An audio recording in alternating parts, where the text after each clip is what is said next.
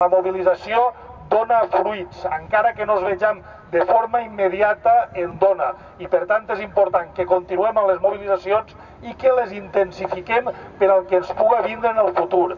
Respecte als projectes que tenen en l'expedient de regulació d'ocupació, l'única novetat, la coneixeu tots, és que l'empresa Garrigues a partir del dia 31 de març ja té en mans el projecte per a aplicar la retallada de personal en esta empresa.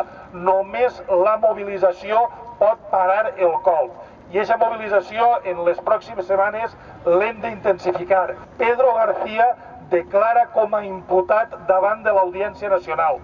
Coincidint en això, nosaltres hem de fer mobilitzacions més fortes. Assenyalar-li a la societat valenciana i a la societat espanyola en el seu conjunt qui són els autèntics responsables de la desfeta d'esta casa. Hem de lluitar i hem de mantenir la dignitat com a treballadors fins a l'última hora. Per tant, ànim i a continuar amb les mobilitzacions que vos anirem comunicant durant la setmana que ve i els pròxims dies. Gràcies. L'empresa està governada per lladres i per violadors en els últims anys.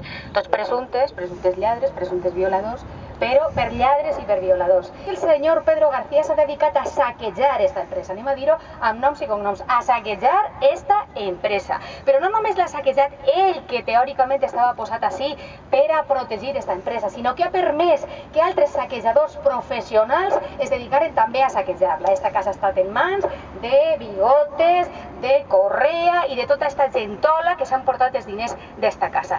Estem pendents d'aprovar i decidir noves mobilitzacions en els pròxims dies.